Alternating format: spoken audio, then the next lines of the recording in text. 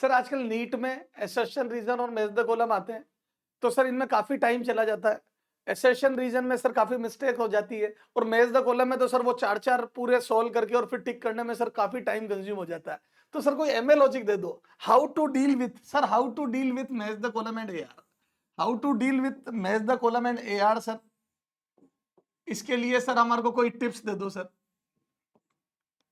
इसके लिए सर कोई एमए लॉजिक बता दो सर, आपके पास तो हर चीज का एमए लॉजिक है, तो आ जाओ।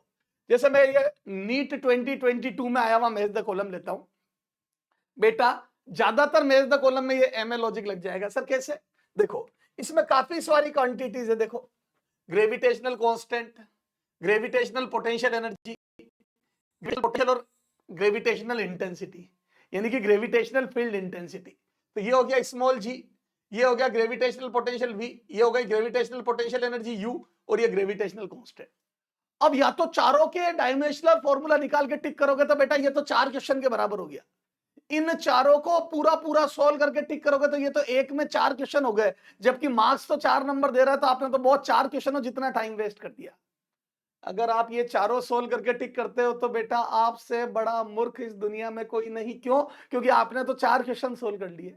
तो सर क्या करें, आप ऑप्शन पहले देखो, ये A2 से A2 से A2 से, तो ज्यादातर 2 से मैच हो रहा है। नहीं, वो ऑप्शन पकड़ो जो अलग अलग से मैच हो रहा है। जैसे देखो यहां पर B1 से B4 से B4 से, ये भी 2 से मैच हो रहा नहीं, C4 से C3 से C1 से और C1 से। ठीक है साहब, तो क्या मैं बोल दूं दो दो ऑप्शन ऐसे, जैसे दो दो ऐसे हैं जो 2 से मैच हो रहे हैं। जैसे सी वाला मैं चेक करूं तो सी में 2 4 1 3 और 1 2 आ रहा है, सी में 2 1 1 4 और 1 3 आ रहा है, सी में 1 4 1 3 और 2 1 आ रहा है।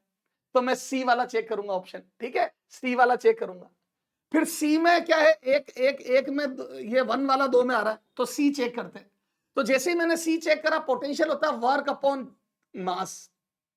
याद है ग्रेविटेशनल पोटेंशियल होता है work done to move unit mass. तो वर्क का हो जाएगा बेटा m1 L2 T-2 और m, तो m से m कट गया तो ये आ जाएगा L2 T-2।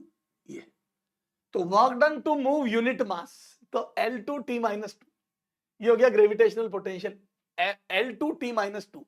तो L2 T-2 फर्स्ट आंसर होगा। तो ये 2 बच गए, फर्स्ट इन 2 में तो 2 कैंसिल हो गए।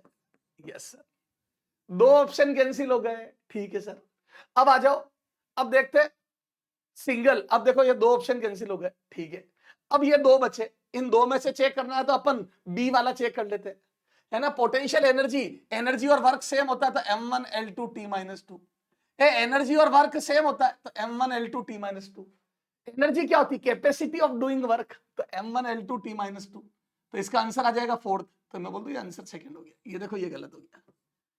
तो सिर्फ 2 चेक करने पड़े, सिर्फ 2 चेक करने पड़े और अपना काम हो गया। ठीक है, सिर्फ 2 चेक करने पड़े और अपना काम हो गया। क्लियर है? तो 2 तो चेक करने पड़ेंगे एटलीस्ट। तो मेरी मेहनत कितनी रिड्यूस हो गई, मैं चारों चेक करता उसके बजाय मैंने 2 ही चेक कर लिए। तो this is the MA logic. तो सबसे पहले ऑप्शन में देखो कि कौन सा डिफरेंट से मैच कर रहा है। अगर आपने फर्स्ट किया, फर्स्ट सोल्व किया होता तो वो 3 में 2 आ रहा है, 3 में 2 आ रहा है, तो आपका टाइम बहुत वेस्ट हो जाएगा, 3 ऑप्शन वापस चेक करने पड़ेंगे। तो बेटा हमेशा उस ऑप्शन पर जाओ जो सब में अलग अलग हो। अगर एक ऑप्शन अगर सब में अलग अलग मिल गया तो वही वाला सबसे पहले सोल्व करना। ठीक है। अच्छा, एसर्शन रीजन में बच्चा सोचता है कि सर बहुत कंफ्यूज होते हैं कि करेक्ट एक्सप्लेनेशन है या नहीं है। तो बेटा एग्जाम में बहुत क्लियर क्वेश्चन आएगा, एग्जाम में बहुत क्रिस्टल क्लियर क्वेश्चन आएगा, कोई कंफ्यूजन नहीं होगा। क्लियर है? कोई कंफ्यूजन नहीं होगा, एग्जाम में बहुत क्रिस्टल क्लियर क्वेश्चन आएगा जिसमें करेक्ट एक्सप्लेनेशन है या नहीं है बहुत क्लियर पता चल रहा होगा। Okay, best of luck, bye bye, love you all.